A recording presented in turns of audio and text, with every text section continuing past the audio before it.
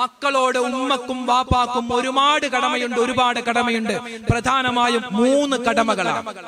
നിങ്ങൾ മക്കളെ അമിതമായി ദേഷ്യത്തോടു കൂടി പെരുമാറരുത്.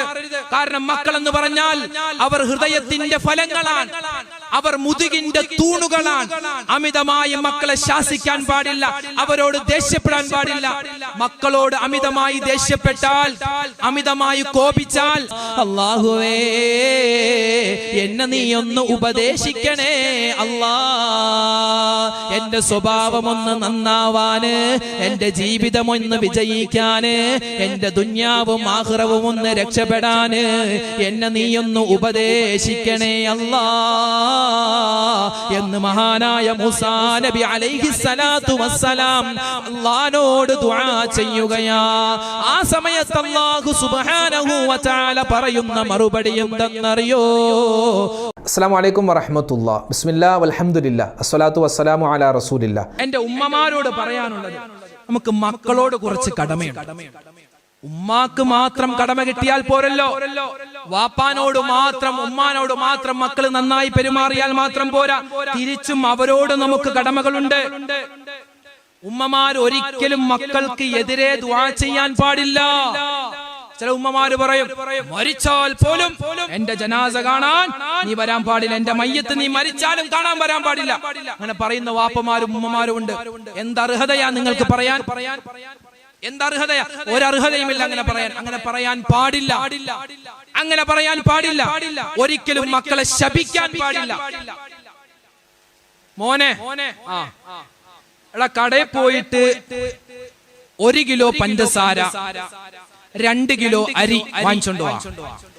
പാവപ്പെട്ടവൻ വാങ്ങിച്ചോണ്ട് വന്നു. എന്ത്? 2 കിലോ പഞ്ചസാര 1 കിലോ അരി. നേരെ തിരിച്ച് ഈ മണ്ടനോട് ഞാൻ പറഞ്ഞതല്ല, ഈ പൊട്ടനോട് ഞാൻ പറഞ്ഞതല്ല, ഈ ശൈത്താനോട് ഞാൻ പറഞ്ഞതല്ല, ഈ ദജ്ജാലിനോട് ഞാൻ പറഞ്ഞതല്ല, ഈ കള്ളനോട് ഞാൻ പറഞ്ഞതല്ലേ. പറയോ? അങ്ങനെ പറയാറുണ്ടോ? ഒരിക്കലും മണ്ടാ എടാ പൊട്ടാ എന്ന് വിളിക്കരുതേ, വിളിക്കാൻ പാടില്ല. കാരണം നിങ്ങളൊക്കെ വലിയ മഹത്വമുള്ളവരാണ് നിങ്ങളുടെ മക്കളുടെ മുന്നിൽ. അങ്ങനെ പറയുന്ന സമയത്തെങ്ങാനുമാണ് നിങ്ങളുടെ ആ വാക്ക് അല്ലാഹു സ്വീകരിക്കുന്നതെങ്കിൽ ഈ മകൻ പിന്നെ ജയിലിൽ പോയി കിടക്കേണ്ടി വരും. എന്ത്? കള്ളക്കേസിൽ പിടിച്ചു, കൊള്ളക്കേസിൽ പിടിച്ചു. എന്തേ? ഉമ്മ പണ്ട് എടാ മണ്ട എടാ പൊട്ട, ഉമ്മ തന്നെ വിളിക്കുന്നു മണ്ട പൊട്ട കള്ളാൻ. പിന്നെ മക്കൾ അങ്ങനെ ആവാതിരിക്കോ? അതുകൊണ്ട് ഒരിക്കലും മക്കളെ അങ്ങനെ പറയാൻ പാടില്ല. അല്ലാഹുവിന്റെ റസൂൽ പറയുന്നു, ദുആഉൽ വാലിദി ലിവലദിഹി കദുആഉൻ നബിയ്യി ഉമ്മത്തി. ഒരു പ്രവാചകർ അവിടുത്തെ സമൂഹത്തിന് വേണ്ടി ദുആ ചെയ്യുന്നത് പോലെയാണ് ഒരു ഉമ്മ മക്കൾക്ക് വേണ്ടി ദുആ ചെയ്യും. അല്ലാഹു എന്തായാലും സ്വീകരിക്കുമെന്ന, എന്തായാലും സ്വീകരിക്കും. ഒരു രക്ഷിതാവ് മഹാനായ മുആദ് ബിൻ ജബൽ റളിയല്ലാഹു തആല അൻഹുവിന്റെ മുന്നിൽ വെച്ച് തന്റെ മകനോട് അമിതമായി ദേഷ്യപ്പെടുകയാണ്. ആ സമയത്ത് മഹാനായ മുആദ് ബിൻ ജബൽ തങ്ങൾ പറയുകയാണ്, ഹേ മനുഷ്യ, ഇന്ന ഔലാദനാ തിമാറു ഖുലൂബിനാ വഇമാദു ദുഹൂരിനാ. നിങ്ങൾ മക്കളെ അമിതമായി ദേഷ്യത്തോടു കൂടി പെരുമാറരുത്. കാരണം മക്കൾ എന്ന് പറഞ്ഞാൽ അവർ ഹൃദയത്തിന്റെ ഫലങ്ങളാണ്, അവർ മുതുകിന്റെ തൂണുകളാണ്. അമിതമായി മക്കളെ ശാസിക്കാൻ പാടില്ല, അവരോട് ദേഷ്യപ്പെടാൻ പാടില്ല. മക്കളോട് അമിതമായി ദേഷ്യപ്പെട്ടാൽ, അമിതമായി കോപിച്ചാൽ, അമിതമായി ശാസിച്ചാൽ, ഫതമന്നൗ ഹയാതകും, നിങ്ങളോട് അവർക്കൊരു മടുപ്പുണ്ടാകും.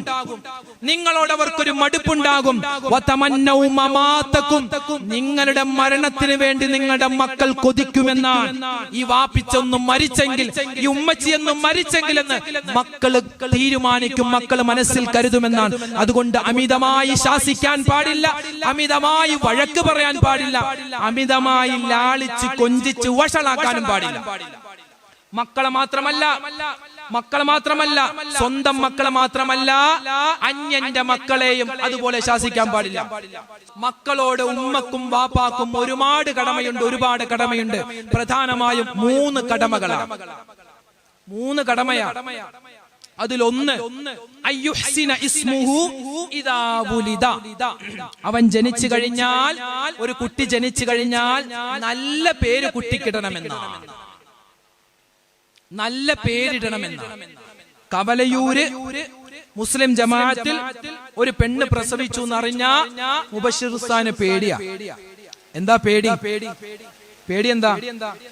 ഒരു ലിസ്റ്റ് വരും. ഉസ്താദേ, ഈ പേരിന്റെ അർത്ഥം എന്താ? ഈ പേരിന്റെ അർത്ഥം എന്താ?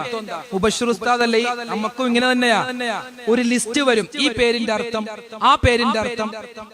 പേര് നമ്മൾ വായിച്ചു നോക്കുമ്പോ മുഹമ്മദ് ജിൽജാർ, ബുൽസാർ ആദം, കഹ്ലഹ്തൂഷ്, മുഹമ്മദ് സൈദ്, എവിടെ നിന്ന് കിട്ടിയെന്നറിയില്ല ഈ വലിയ പേരുകൾ. ഇങ്ങനെ ഒരു ലിസ്റ്റ് തരും.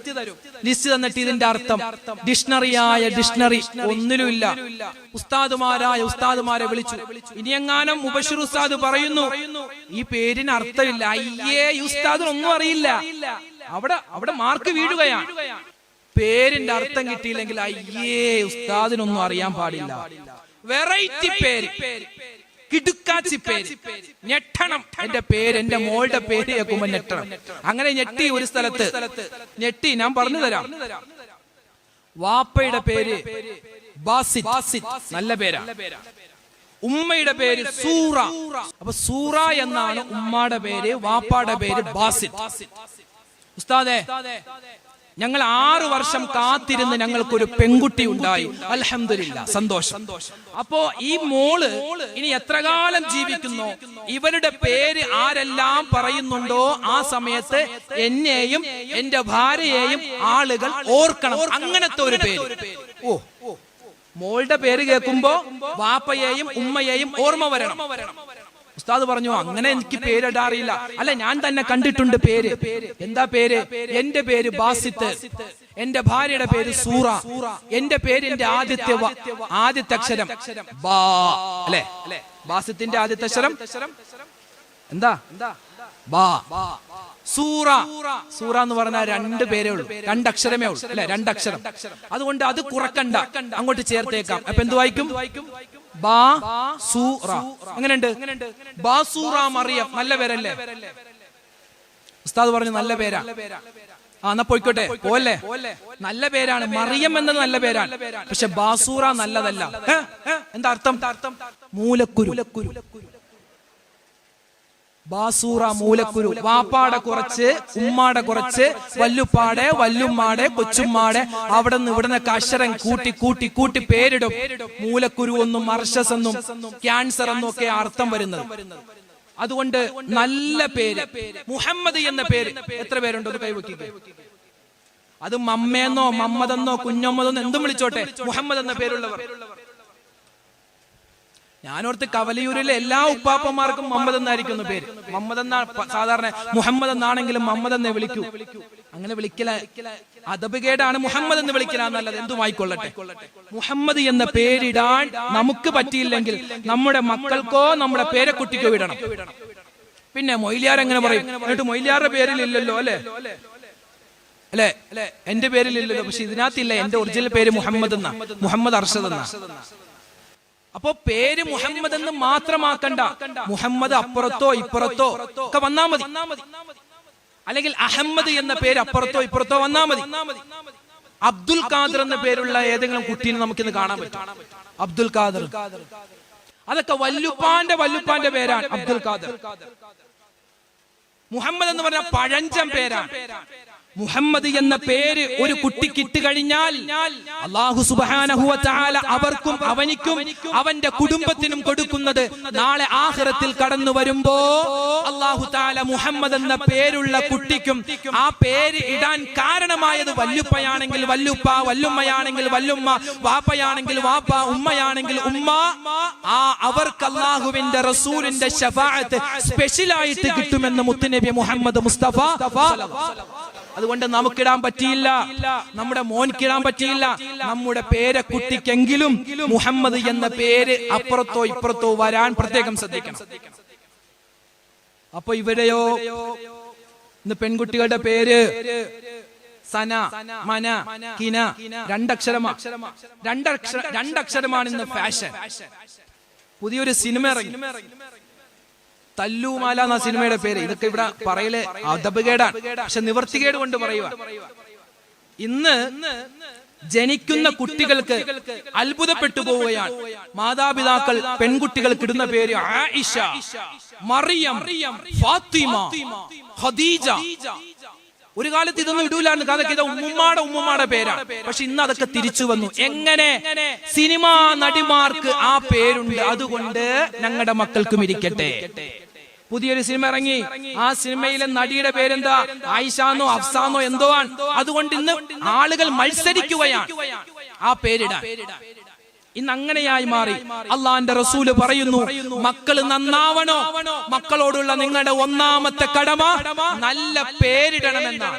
നല്ല പേരിടണം, അർത്ഥമുള്ള പേരിടണമെന്നാണ്. രണ്ടാമത്തെ കടമ എന്താണ്?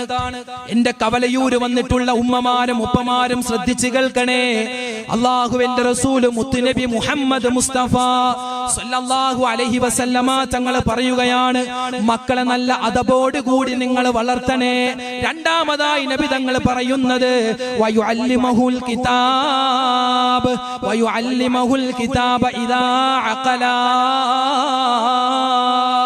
ബുദ്ധിയുള്ള കുട്ടിയാണോ, പക്വതയുള്ള കുട്ടിയാണോ, അവനെ നീ പരിശുദ്ധമായ ഖുർആൻ പഠിപ്പിക്കണേ എന്ന് അള്ളാന്റെ റസൂല് മുത്തുനബി മുഹമ്മദ് മുസ്തഫ സല്ലല്ലാഹു അലൈഹി വസല്ലമ തങ്ങൾ പറയുകയാണ്. മാതാപിതാക്കളോടുള്ള ചില കടമകളെ പറ്റിയാണ് സംസാരിക്കുന്നത്. ഇവിടെ ഞാൻ പറയട്ടെ, സ്വന്തം ഉമ്മാക്ക് ഖിദ്മത്ത് ചെയ്യാൻ കൂടുതൽ അവസരം കിട്ടാത്തവരാണ് ഇവിടെ ഇരിക്കുന്ന എല്ലാ ഉമ്മമാരും. കാരണം നിങ്ങളൊക്കെ കല്യാണം കഴിച്ച് നിങ്ങളുടെ ഭർത്താവിന്റെ വീട്ടിലേക്ക് വന്നവരാണ്. നിങ്ങളുടെ സ്വന്തം ഉമ്മയുടെ സ്ഥാനത്താണ് നിങ്ങളുടെ ഭർത്താവിന്റെ ഉമ്മ. ഒരുപക്ഷെ നിങ്ങളുടെ സ്വന്തം ഉമ്മയെപ്പോലെ നിങ്ങളെപ്പോഴും മോനെ, മോളെ, തേനെ, പാലൊന്നും വിളിക്കൊന്നുമില്ല. കാരണം ഒരു പരിധി അവർക്കുണ്ട്. പക്ഷെ എന്നാലും സ്വന്തം മോളെ പോലെ നിങ്ങളെ നോക്കും.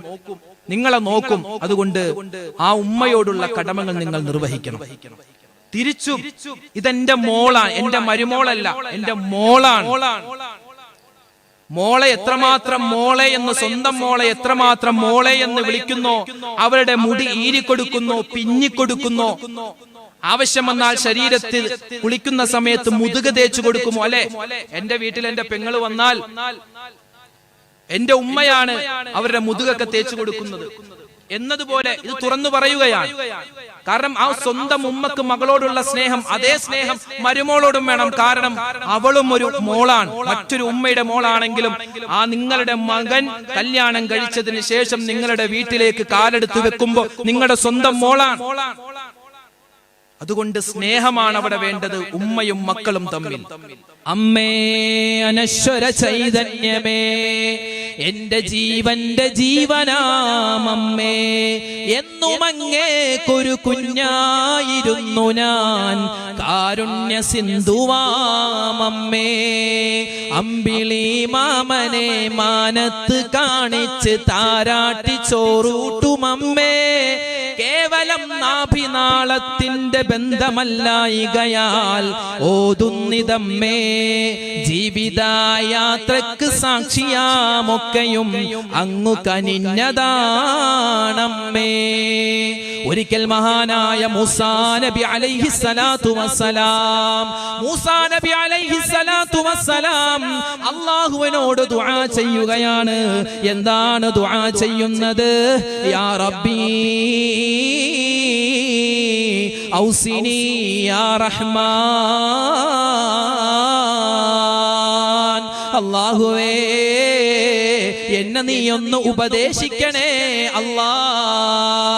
എന്റെ സ്വഭാവമൊന്ന് നന്നാവാന്, എന്റെ ജീവിതമൊന്ന് വിജയിക്കാന്, എന്റെ ദുന്യാവും ആഖിറവും ഒന്ന് രക്ഷപ്പെടാന് എന്നെ നീ ഒന്ന് ഉപദേശിക്കണേ അല്ലാ എന്ന് മഹാനായ മൂസാ നബി അലൈഹിസ്സലാത്തു വസ്സലാം അല്ലാഹുവോട് ദുആ ചെയ്യുകയാ.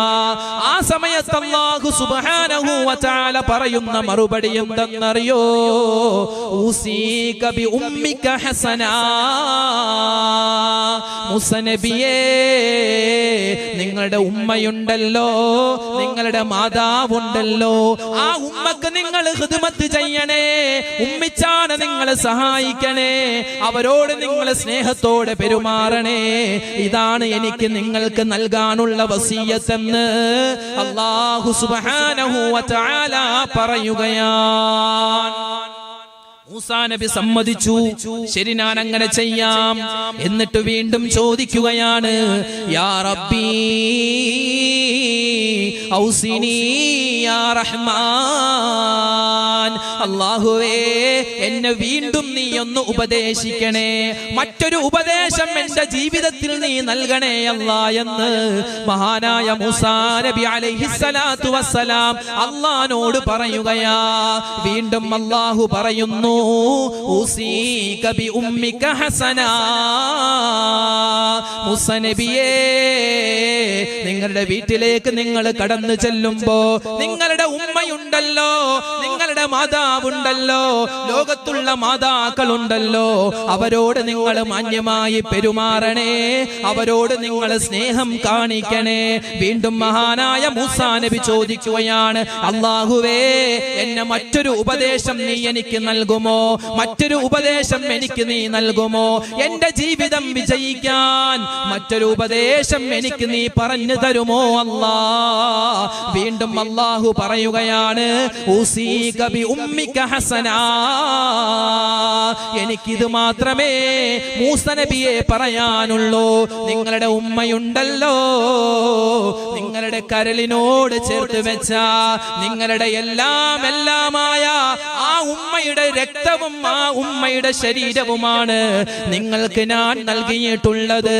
ലോകത്തേതെല്ലാം പുരുഷന്മാരുണ്ടോ, ലോകത്തേതെല്ലാം സ്ത്രീകളുണ്ടോ, എല്ലാവരും സ്വർഗത്തിലേക്ക് പോകുന്നത് അത് ഉമ്മമാരോട് ചേർത്ത് വെച്ചിട്ടാണ്, അത് ഉമ്മമാരോട് ചേർത്ത് വെച്ചിട്ടാ. അതുകൊണ്ട് നിങ്ങളുടെ വീട്ടിലേക്ക് നിങ്ങൾ കടന്നു ചെന്നിട്ട് നിങ്ങളുടെ ഉമ്മയിലേക്ക് നിങ്ങൾ സ്നേഹത്തോടെ ഒന്ന് നോക്കണേ മൂസാ നബിയേ. ആ ഉമ്മാക്ക് നിങ്ങൾ ഖിദ്മത്ത് ചെയ്യണേ മൂസാ നബിയേ. ഒരു പ്രാവശ്യമല്ല, രണ്ട് പ്രാവശ്യമല്ല, മൂന്ന് പ്രാവശ്യമല്ല, 7 പ്രാവശ്യമാണ് മൂസാ നബി അലൈഹിസ്സലാത്തു വസ്സലാം അല്ലാഹുവോട് ചോദിക്കുന്നത്, എന്നെ ഒന്ന് ഉപദേശിക്കുമോ. ആ സമയത്തെല്ലാം 7 പ്രാവശ്യവും അല്ലാഹു പറഞ്ഞ ഒരേ ഒരു മറുപടി എന്തെന്നറിയോ, ഉസീക ബി ഉമ്മിക ഹസനാ, മാനോട് മാന്യമായി പെരുമാറണേ. ആ സമയത്ത് മഹാനായ മൂസാ നബി പറയുകയാണ്, ഹസ്ബി യാ റഹ്മാൻ, ഹസ്ബി യാ റഹ്മാൻ, മതി അല്ലാ, മതി പടച്ചവനെ. എന്താണ് 7 പ്രാവശ്യവും നീ ഉമ്മാനെ പറ്റി പറയാനുള്ള കാരണം എന്താ? എന്റെ ഉമ്മയെ പറ്റി, എന്റെ മാതാവിനെ പറ്റി പറയാനുള്ള കാരണം എന്താ? ആ സമയത്ത് മഹാനായ മൂസാ നബിയോട് അല്ലാഹു പറഞ്ഞു കൊടുക്കുന്നു, കേവലം മൂസാ നബിയോടല്ല പറഞ്ഞത്, ഈ പറയുന്ന അർശദിനോടും ഇരിക്കുന്ന ഓരോ മനുഷ്യരോടും, ആണാവട്ടെ പെണ്ണാവട്ടെ, എല്ലാവരോടും കൂടിയുള്ള ഉപദേശമാണ്. എന്താ അല്ലാഹു പറഞ്ഞത്? ഇന്നരില്ലാഹാ റിളായ വസുഖതഹാ സുഖതി. മൂസാ നബിയേ, ഉമ്മാന്റെ തൃപ്തിയാണ് എന്റെ തൃപ്തി. ഉമ്മ കോപിച്ചാൽ അതെന്റെ കോപമാണെന്ന് മൂസാ നബിയോട് അല്ലാഹു പറഞ്ഞു കൊടുക്കുകയാണ്. എന്റെ കവലയൂരിലുള്ള എന്റെ പൊന്നു ചെറുപ്പക്കാരെ, നിങ്ങൾക്ക് ഞാൻ ഒരു ഓഫർ പറഞ്ഞു തരട്ടെ, ഒരു ഓഫർ പറഞ്ഞു തരട്ടെ. അല്ലാഹുവിന്റെ റസൂല് മുത്തുനബി മുഹമ്മദ് മുസ്തഫ, എന്റെ ചെറുപ്പക്കാരെ നിങ്ങളൊന്ന് കേട്ടോളി, എന്താ പറയുന്നത്? മാമിംറഅത്തിൻ യൻളുറു ഇലാ ഉമ്മിഹി നളറ റഹ്മത്തില്ലഹാ. ഒരു മനുഷ്യന് അവന്റെ ഉമ്മയുടെ മുഖത്തിലേക്ക്, അവന്റെ ഉമ്മച്ചാടെ മുഖത്തേക്ക് സ്നേഹത്തോടെ കാരുണ്യത്തോടെ ഒന്ന് നോക്കിക്കഴിഞ്ഞാൽ, വെറുതെ ഒന്ന് നോക്കിക്കഴിഞ്ഞാൽ, ഇല്ലാ കാനത്ത് ഹജ്ജതം മഖ്ബൂലതം മബ്റൂറ,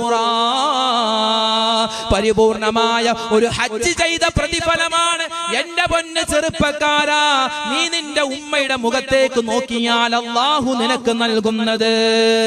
ആ സമയത്തൊരു സ്വഹാബി എഴുന്നേറ്റ് ചോദിക്കുകയാണ്, മുത്തുനബിയെ, എനിക്കൊരു സംശയമുണ്ട്. എന്താ നിങ്ങളുടെ സംശയം? വ ഇന്നളറ ഇലൈഹാ ഫിൽ യൗമി മിഅത മറ. അങ്ങനെയാണെങ്കിൽ ഞാൻ എൻ്റെ ഉമ്മിച്ചാടെ മുഖത്തേക്ക് സ്നേഹത്തോടെ ഒരു ദിവസം 100 പ്രാവശ്യം നോക്കിയാൽ 100 ഹജ്ജ് ചെയ്ത പ്രതിഫലം എനിക്ക് കിട്ടുമോ നബിയേ? ആ സമയത്ത് അല്ലാഹുവിന്റെ റസൂല് പറയുകയാണ്, വ ഇന്നളറ ഇലൈഹാ ഫിൽ യൗമി മിഅത അൽഫി മറ. 100 അല്ലടാ, 200 അല്ലടാ, 500 അല്ലടാ, 1000 പ്രാവശ്യം നീ ഒരു ദിവസം നിന്റെ ഉമ്മയുടെ മുഖത്തേക്ക് സ്നേഹത്തോടെ ഒന്ന് നോക്കിയാൽ, അനുകമ്പയോടെ വാത്സല്യത്തോടെ ആ ഒരു വലിയ ഇഷ്ടത്തോടു കൂടി നീ നോക്കിക്കഴിഞ്ഞാൽ 1000 ഹജ്ജ് ചെയ്ത പ്രതിഫലം അല്ലാഹു നിനക്ക് നൽകുമെന്ന് മുത്തുനബി മുഹമ്മദ് മുസ്തഫ. അൽഹംദുലില്ലാഹ്. ഇത്തരം വ്യത്യസ്തമായ വീഡിയോകൾ നമ്മുടെ മൊബൈലിൽ നോട്ടിഫിക്കേഷനായി ലഭിക്കാൻ നമ്മുടെ ചാനൽ മറക്കാതെ സബ്സ്ക്രൈബ് ചെയ്യുക. അല്ലാഹു തആല നമ്മളെ എല്ലാവരെയും ഖൈറിൻ്റെ അഹലുകാരിൽ ഉൾപ്പെടുത്തി അനുഗ്രഹിക്കുമാറാവട്ടെ. നമ്മുടെ വീഡിയോകൾക്ക് താഴെ ഒരുപാട് കമൻറ്റുകൾ രേഖപ്പെടുത്തുന്നവരുണ്ട്. അവരുടെയും നമ്മുടെ മനസ്സിലുള്ള ഹലാലായ മുറാദുകൾ അല്ലാഹു ഹാസിലാക്കുമാറാവട്ടെ. എല്ലാ വിഷമങ്ങളും അല്ലാഹു മാറ്റിത്തന്ന് അനുഗ്രഹിക്കട്ടെ. മരണപ്പെട്ടുപോയവർക്ക് അല്ലാഹു മഗ്ഫിറത്ത് നൽകട്ടെ. ആമീൻ. അസ്സലാമു അലൈക്കും വറഹ്മത്തുള്ളാഹി.